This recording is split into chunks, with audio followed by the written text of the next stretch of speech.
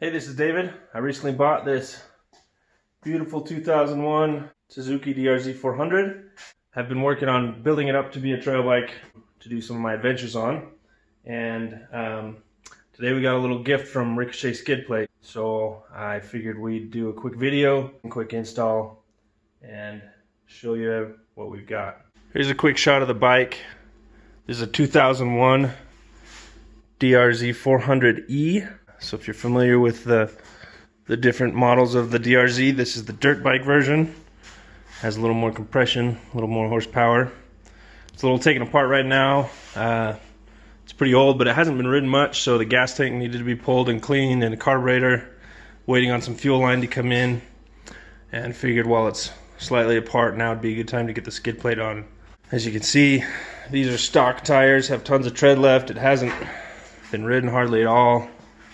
So I went ahead and got the Ricochet skid plate installed off camera.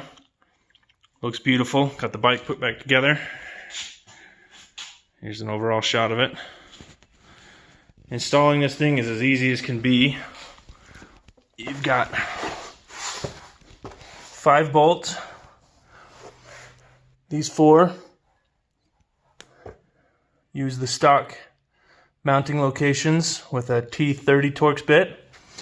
This one in the front, on the right hand side of the bike, uses a clamp that goes over the frame rail. That's the only tricky part. I found installing that clamp first and then getting the rest of them on was the easiest. That one's a T40 Torx bit, and this is the one that has the locking nut that you need to make sure you put some anti-seize on. But other than that, as you can see, goes on easily. Looks great. Super stout.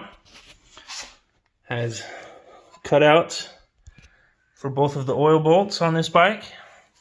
So oil changes are as easy as ever.